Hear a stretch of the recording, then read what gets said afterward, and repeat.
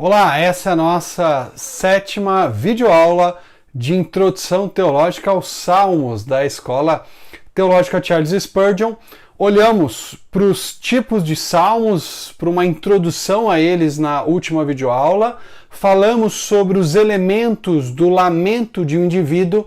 Falamos sobre o apelo introdutório, falamos sobre o lamento, sobre a expressão de confiança, a petição e o voto de louvor ou louvor declarativos. E exemplificamos, vimos como essas partes daquilo que compõe o lamento aparecem espalhadas ao longo do livro de Salmos, mas agora vamos observar como elas interagem num salmo específico que nós classificamos como lamento do indivíduo. Então, essas 5 partes, para você classificar um salmo como lamento de um indivíduo, você deve encontrar pelo menos 3 ou 2 dessas partes, não menos do que isso, para assim classificar o salmo. Então, esses salmos muito pequenos, talvez você vai encontrar um apelo introdutório apenas e a petição. Ou, como é o caso do Salmo 3, você tem o apelo introdutório, a expressão de confiança e a petição final. Às vezes você tem salmos grandes que tem 4 ou até mesmo 5 dos elementos que nós mencionamos aqui, e eu vou então observar com vocês o Salmo 38. Nós vamos ler esse salmo juntos, as partes, os trechos do salmo estão projetados para vocês aí no slide, então você vai poder ler e acompanhar. Eu até coloquei cores diferentes para cada elemento, para cada parte, e algo que nós podemos já apresentar como um esboço provisório, como uma estrutura provisória desse lamento do indivíduo é o que vocês encontram aí projetado no slide. Primeiro, nós temos o apelo inicial, que está nos versículos 1 e 2, a profunda dor causada pela disciplina do Senhor leva o salmista a pedir a Deus que suspenda o castigo. Depois nós temos os versículos 3 a 12, que são o lamento propriamente dito, e você tem aí mencionado, que os sofrimentos do salmista devido ao seu pecado envolvem seu corpo, sua mente e sua vida social. Então o salmista se vê afastado dos seus amigos, o salmista vê o seu corpo sofrendo por causa do seu pecado, o seu homem interior está sofrendo. Os versículos 3 a 12 são um lamento, uma descrição da situação de dificuldade que ele está passando. Depois nós temos nos versículos 13 a 16 a expressão de confiança do salmista. É aquela conjunção adversativa que introduz a confiança, a demonstração do salmista de que ele não está permitindo que aquela situação o abale, mas ele está esperando no Senhor, ele está confiando no Senhor, ele sabe que Deus há de intervir em algum momento. Então, você tem aí descrito no seu esboço que a esperança do salmista em Yahvé, ou no Senhor, o leva a ignorar os ataques externos e a reconhecer seu erro e a aguardar a resposta de Deus. E aí nós temos o último elemento desse salmo. Então nós não temos os 5 elementos aqui presentes, mas temos 4 dos 5, então claramente um lamento do indivíduo aí, em que você tem a petição, o pedido do salmista é que Deus, seu Salvador, o atenda prontamente. Então o salmista vai apresentar a motivação para Deus agir e depois ele vai apresentar o seu pedido, o seu clamor, o que especificamente ele gostaria que Deus fizesse. Ele vai pedir para que Deus olhe para ele com favor e para que Deus haja depressa para ajudá-lo. Vamos olhar para esses 4 elementos de maneira bem específica no próprio Salmo. Então, primeira parte, aqui nós temos o apelo introdutório.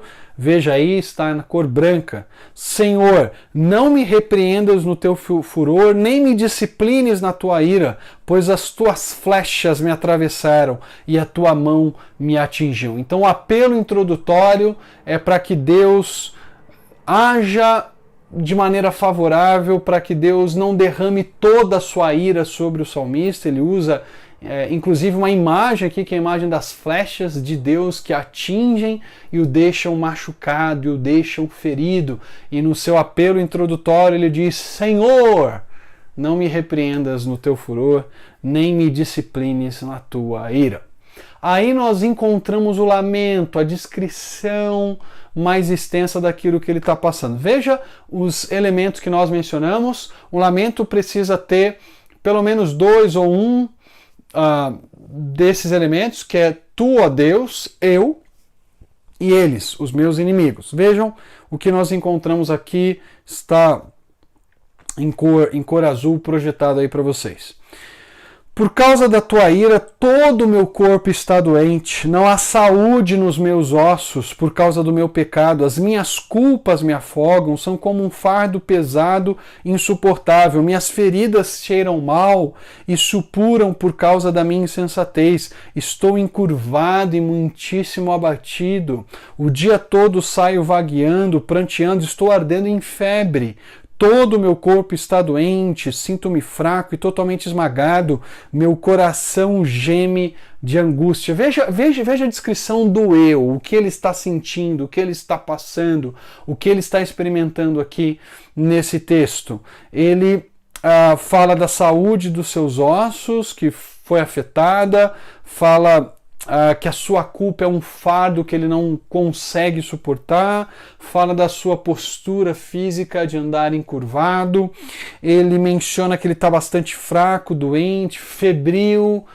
Temos aqui o eu estou sofrendo, eu estou passando por uma situação de angústia. Porém, logo no início dos Salmos nós temos tu, ó Deus, veja, por causa da tua ira. Claramente Deus está virado com o salmista e o salmista entende o seu sofrimento como algo relacionado ao seu pecado. Ele já no apelo introdutório já indicou isso para nós, tanto que ele pede para que Deus não repreenda no seu furor e que ele não o discipline na sua ira. Ele reconhece o seu pecado, o seu erro, e que Deus está irado com ele, por isso ele está sofrendo aquela dificuldade. Veja, continuando a olhar para o lamento aqui, projetado para vocês. Senhor, diante de ti estão todos os meus anseios. O meu suspiro não te é oculto. Meu coração palpita, as forças me faltam, até a luz dos meus olhos se foi. Aqui ainda tem a ver com eu, né? E a luz dos olhos no mundo antigo tem a ver com vida, com vitalidade, com vigor. Por exemplo, no Salmo 49, o salmista diz que os ricos vão para a sepultura e nunca mais verão a luz. Então a luz nos olhos no mundo antigo tinha a ver com desfrutar da vida. E ele está falando, olha, até a luz dos meus olhos já se foi, ele já se sente, numa linguagem popular nossa, com um pé na cova e outro na casca de banana, né? Então ele já está prestes a morrer, ele já está vendo a morte muito perto dele, ele descreve a sua situação então dessa forma. Agora vejam eles aqui, como eles envolvem os seus amigos. Meus amigos e companheiros me evitam por causa da doença que me aflige. Ficam longe de mim os meus vizinhos. Os que desejam matar-me preparam a armadilha. Os que me querem prejudicar anunciam minha ruína. Passam um dia planejando traição. Então perceba que no eles aqui há uma junção dos amigos, dos vizinhos, que não conseguem mais ficar perto dele, talvez por causa do cheiro da sua doença, talvez por alguma situação de aflição, eles não suportam vê-lo naquela condição, mas também aos inimigos que estão tramando, que estão armando, estão planejando, conspirando contra ele. E ele então coloca essa situação, esse lamento diante de Deus. Vimos o apelo introdutório, versículos 1 e 2, agora versículos de 3 a 12, o lamento, e temos agora nos versículos 13 a 16 a expressão de confiança. Vejam aí a expressão de confiança. Olha como ele reage à oposição dos seus inimigos. Como um surdo, não ouço, como um mudo não abra a boca, fiz-me como quem não ouve, em cuja boca não há resposta. Senhor, em ti espero. Tu me responderás, ó Senhor meu Deus, pois eu disse, não permitas que eles se divirtam à minha custa, nem triunfem sobre mim quando eu tropeçar. Qual é a reação do salmista diante dos inimigos que conspiram contra ele? Como um surdo, não ouço, como mudo, não abra a boca. Fiz-me como quem ouve, cuja boca não há resposta. Senhor, eu não estou dando bola para aquilo que eles estão fazendo, eu não estou dando a mínima para aquilo que eles estão tramando contra mim, eu não estou reagindo, eu não estou demonstrando para eles o meu desespero, eu não estou indicando a esses meus inimigos que a minha vida está nas mãos dele, porque eu sei que a minha vida não está nas mãos dos inimigos que se opõem a mim, a minha vida está no Senhor, em ti espero e tu hás de me responder. Veja então aqui a expressão de confiança do salmista, não vou deixar que a oposição me desanime, eu vou me fazer de surdo, de mudo e não vou responder às provocações deles. E aí, nós encontramos então a motivação e a petição propriamente dita. A motivação para ele pedir, para que Deus haja, e a petição, o que ele pede especificamente. Então, nos versículos iniciais aqui dessa última sessão, nós encontramos a motivação e na sequência o pedido. Vejam aí, a partir do versículo 17 do Salmo 38, projetado para vocês em amarelo, aqui para a gente identificar. Estou a ponto de cair, e a minha dor está sempre comigo. Confesso a minha culpa e angústia estou por causa do meu pecado. Meus inimigos, porém, são muitos e poderosos. É grande o número dos que me odeiam sem motivo. Aqui nós poderíamos, na classificação, por isso que é espaço interpretativo aqui, alguns poderiam classificar isso como mais um lamento. Né? Como mais uma sessão de lamento no Salmo. Pode repetir uma sessão, pode intercalar, né? Por exemplo, você tem lamento, expressão de confiança e lamento? Pode, é uma possibilidade aqui, e alguns poderiam dizer que nós temos aqui o elemento do eu, temos o elemento do eles, dos inimigos, né? Então ele usa esses dois elementos aqui. Mas me parece que o que nós temos aqui não é o lamento propriamente dito, e sim a motivação. Ele está dizendo, Deus, olha, o Senhor precisa agir porque eu estou a ponto de cair, eu vou morrer, o Senhor precisa agir antes que isso aconteça comigo. Olha, eu já confessei a minha culpa, eu já reconheci o meu pecado, não há razão mais para o Senhor continuar irado comigo. Os meus inimigos, eles estão se aproveitando disso, eu não pode deixar isso continuar desse jeito. E aí tem a petição, veja a petição na sequência. Ele diz, Senhor, não me abandones, não fique longe de mim, ó meu Deus, apressa-te a ajudar-me, Senhor, meu Salvador. Então, mostra-te favorável, não me abandones, não fiques longe de mim, pedido para que Deus intervenha, apressa-te a ajudar, Senhor, meu Salvador. Então nós temos aqui um salmo quase completo, quase padrão, né? Mas ele tem pelo menos 4 dos 5 elementos, é claramente um lamento do indivíduo, em que no final ele faz o pedido, ele faz a petição para que Deus não o abandone e haja livrando dos seus inimigos. Então sempre se lembre do lamento do indivíduo, que é composto por apelo inicial, lamento, expressão de confiança, petição e motivação para a petição e, por fim, o voto de louvor ou louvor declarativo. Eu costumo chamar o lamento do indivíduo, a estrutura, os elementos de alepv. Lembra disso? Alepv. Apelo, lamento, expressão de confiança, petição e voto de louvor. Alepv são os elementos do lamento do indivíduo. Agora, vamos falar um pouquinho sobre o lamento da nação. Né? E antes de falar do lamento de nação, eu só quero destacar como você poderia pregar o Salmo 38. Então a gente olhou para a estrutura mais exegética dele, como é que a gente dividiria as partes, você conheceria, como é que você pregaria o Salmo 38, e a gente já entra na sequência no lamento do indivíduo. Veja, eu dividi aqui em 4 partes, 4 pontos, o meu sermão teria 4 pontos nesse salmo, e o primeiro ponto seria o clamor em meio à dor e à disciplina. Então você pode falar sobre qual deve ser a nossa reação quando estamos debaixo da disciplina de Deus. É clamar para que Deus intervenha em meio às dificuldades, porque o nosso Deus é um Deus perdoador. Depois você pode falar sobre a dor e a distância causadas pelo pecado. Como o pecado afetou o salmista e como ele nos afeta hoje também. Como o pecado é algo que nos afasta de Deus, afasta dos amigos. O pecado é algo que traz angústia para o nosso coração, e aí exortar os seus ouvintes a se afastarem do pecado. Terceiro ponto, esperança firme em Deus. Chamar as pessoas a confiarem em Deus e não no que os outros estão dizendo sobre eles.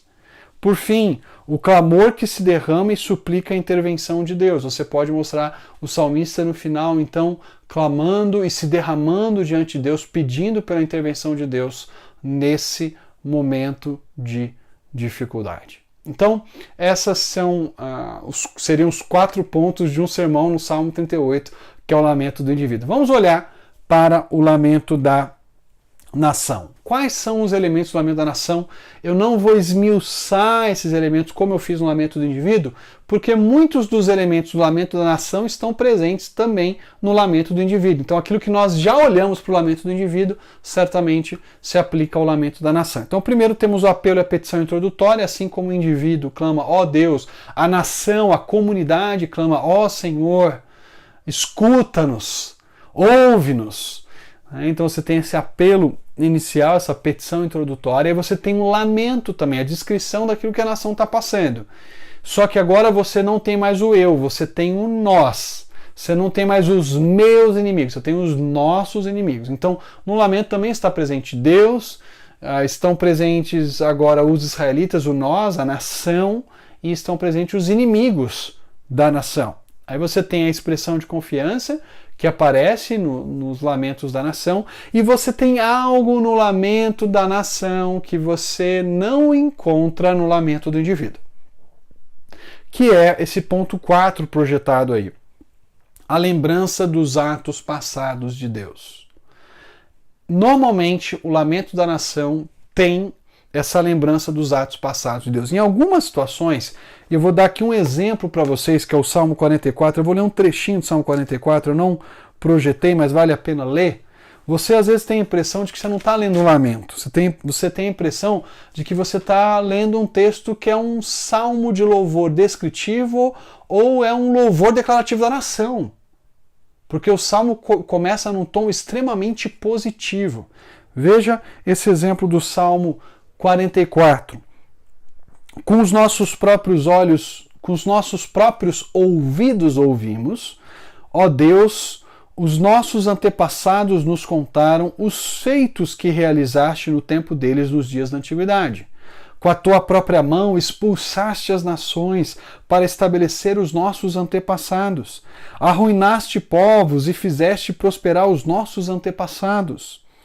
Não foi pela espada que conquistaram a terra, nem pela força do seu braço que alcançaram a vitória. Foi pela tua mão direita, pelo teu braço e pela luz do teu rosto, por causa do teu amor para com eles. És tu, meu rei, meu Deus. És tu que decretas vitórias para Jacó. Contigo pomos em fugas os nossos adversários, pelo teu nome pisoteamos os que nos atacam. Você está lendo esse salmo e falando, nossa, esse salmo aqui é um salmo de louvor declarativo da nação. A nação está agradecendo por aquilo que Deus fez por eles. Mas aí você continua lendo o salmo, veja só o versículo 9. Mas agora nos rejeitastes e nos humilhaste, já não sai com os nossos exércitos. Diante dos nossos adversários fizeste-nos bater em retirada, e os que nos odeiam nos saquearam. Tu nos entregaste para sermos devorados como ovelhas. Eles estão passando uma situação de aflição, mas o Salmo começa com uma lembrança dos atos passados de Deus, em especial aqui o processo da conquista.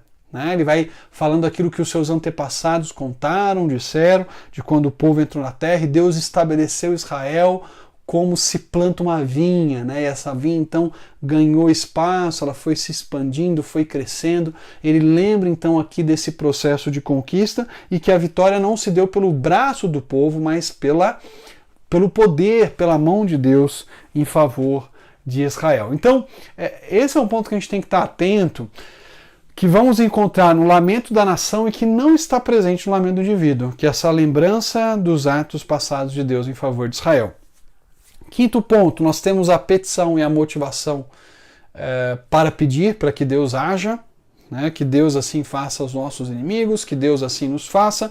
Por fim, nós temos o voto de louvor. Então nós te louvaremos, nós te exaltaremos pela libertação que nos trouxeste, pela tua bondade e assim por diante. Vamos olhar especificamente um salmo. Eu mencionei aqui o Salmo 44, dei um exemplo aqui da lembrança dos atos passados de Deus no passado, na história de Israel, mas aqui no Salmo 74 nós encontramos um exemplo típico daquilo que é um lamento da nação. Então, o que você tem no Salmo 74? Você tem nos versículos de 1 a 3 um apelo e a petição introdutória. Então o salmista começa falando sobre a aparente rejeição de Israel por Deus, nos versículos de 1 a 3 do Salmo 74. Depois você tem o lamento propriamente dito, que é uma descrição mais extensa daquilo que a nação está passando. Então ele fala sobre o inimigo, devastando, atacando, queimando tudo, destruindo o santuário. Nós mencionamos por cima já esse salmo numa das nossas videoaulas anteriores. Depois você tem a petição para intervenção divina nos versículos 10 e 11. Essa petição vai se repetir mais na frente. Você tem a expressão de confiança, o mas tu, ó Deus, és o nosso rei. Versículo 12. Depois você tem a lembrança dos atos passados de Deus, descritos de um modo bem poético, usando inclusive imagens do mundo do Antigo Oriente Próximo. A gente vai falar um pouquinho sobre essas imagens interessantes nos versículos 13 a 17. Por fim, nos versículos 18 a 23, você tem a motivação para Deus agir e a petição propriamente dita, né? A petição e a motivação para esse pedido que está sendo feito. Vamos olhar então com calma para o Salmo 74 e observar esses elementos que mencionamos aqui, do apelo, do lamento, da petição, da expressão de confiança, da lembrança dos atos passados e da petição e motivação que se repetem mais na frente. Então, primeiro, vejam como projetado aí em laranja, o Salmo 74, versículos de 1 a 3, traz esse apelo e petição introdutórios. Por que nos rejeitaste definitivamente, ó Deus? Por que se acende a tua ira contra as ovelhas da tua pastagem? Lembra-te do povo que adquiriste em tempos passados, da tribo da tua herança, que resgataste do Monte Sião onde habitaste. Volta os teus passos para aquelas ruínas irreparáveis, para toda a destruição que o inimigo causou em teu santuário. Veja aqui o apelo. Por que, ó Deus? Por que, ó Deus? Lembra-te, ó Deus, do povo que resgataste, que adquiriste em tempos passados. Então você tem esse apelo inicial, clamando para que Deus olhe para o povo e veja a situação que eles estão passando. Aí você tem os versículos 4 a 9, o lamento, a descrição de destruição, dificuldade que eles estão passando. Veja como eles, os nossos inimigos aqui, é o elemento preponderante desse lamento. Veja aí os versículos 4 a 9 em azul turquesa, né, aí no slide de vocês. Teus adversários gritaram triunfantes bem no local onde te encontravas conosco e hastearam as suas bandeiras em sinal de vitória. Pareciam homens armados com machados invadindo um bosque cerrado.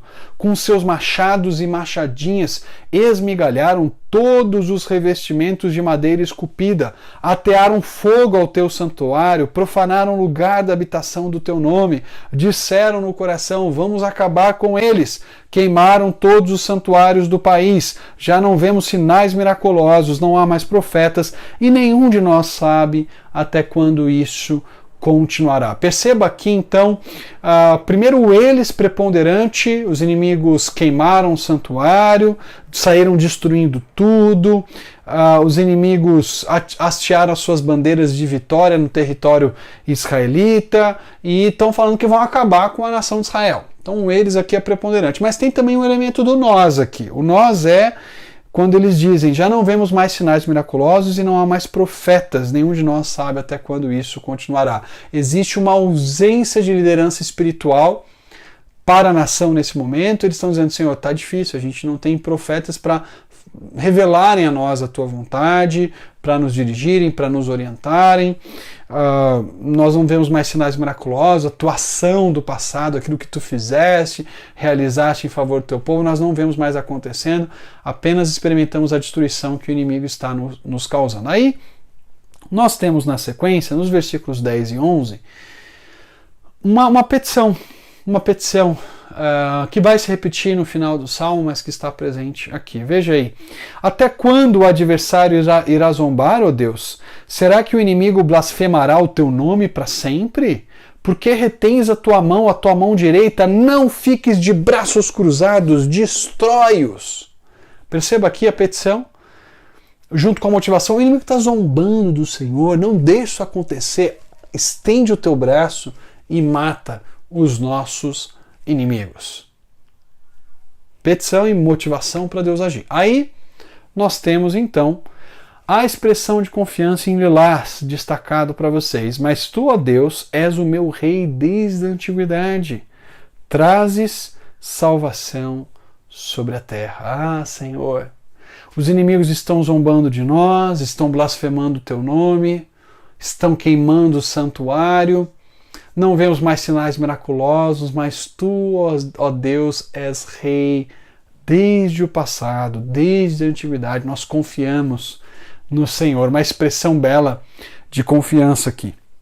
Então vem os versículos 13 em diante, que falam sobre o que Deus fez no passado. Junto com a expressão de confiança no versículo 12, os versículos 13 em diante vão descrever o que Deus fez por Israel, a lembrança dos atos redentores de Deus, a lembrança dos atos salvadores de Deus no passado em favor da nação. Veja, mas tu dividiste o mar pelo teu poder, quebraste as cabeças das serpentes das águas, esmagaste as cabeças do Leviatã e deste por comida as criaturas do deserto. Tu abriste fontes e regatos, secaste rios perenes, o dia é teu, e a tua também é a noite. Estabeleceste o sol e a lua, determinaste todas as fronteiras da terra, fizeste o verão e o inverno. Veja como o salmista lembra dos atos passados de Deus, começando pelo processo de redenção. Então, algo que nós precisamos chamar a atenção aqui é que o Salmo vai usar de uma linguagem mitopoética, porque ele está escrevendo uma poesia para descrever um evento histórico.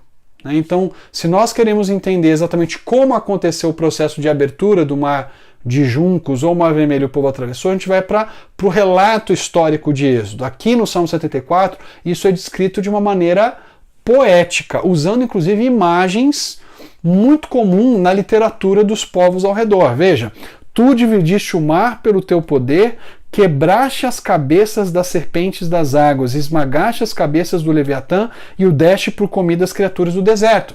Então, a abertura do mar de juncos e a posterior derrota do exército egípcio no mar, porque o exército é afogado naquele mar, isso é descrito como Deus abrindo o mar e depois destruindo e esmagando a cabeça das serpentes marítimas, né? ou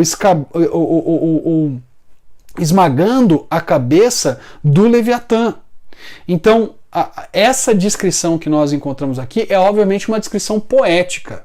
O salmista não está falando de uma serpente marinha literal, não está falando de um Leviatã literal. Ele está usando essas imagens que eram muito comuns no mundo do Antigo Oriente Próximo. Geralmente o monstro marinho, ele simbolizava o caos, ele simbolizava a ameaça à ordem, e o salmista está dizendo, o Senhor esmagou aquilo que impedia o Senhor de criar um povo, o Senhor venceu esse obstáculo, o Senhor subjugou os egípcios e os afogou no mar. Então, esse esmagar da cabeça do Leviatã, ou quebrar a cabeça das serpentes marinhas, significa Deus subjugando os egípcios. Está sendo escrito de uma maneira poética aqui. Eles usam uma imagem do Antigo Oriente Próximo para a ideia de oposição, de caos, que é o mar, e que são as figuras associadas ao mar e aplicam aqui especificamente ao Egito. E aí um ponto que nós precisamos destacar é que essa imagem do monstro marinho representando o Egito não é nova, não é exclusiva, não é singular do Salmo 74. Se você pega, por exemplo, eu estou com um texto de Isaías 51, versículos de 9 em diante, veja como o Egito é descrito aqui em Isaías 51, de 9 em diante. Desperta, veste de força o teu braço, ó Senhor.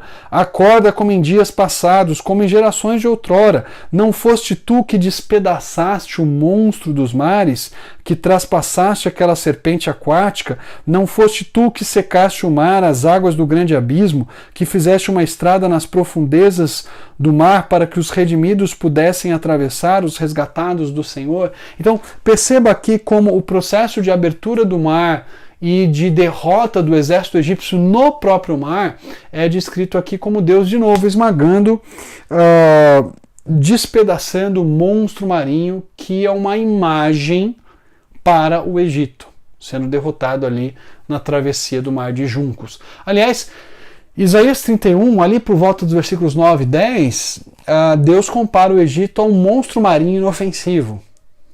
As versões mais antigas vão chamar ele de gabarola. Não sei por que chamam de gabarola, porque a palavra ali é a palavra rahav, que é a palavra para um monstro marinho do mundo antigo. Então, o texto aqui usa uma imagem do Egito como esse monstro que é derrotado, que é esmagado por Deus. E veja como o salmista vai lembrando aquilo que Deus faz pelo povo no deserto.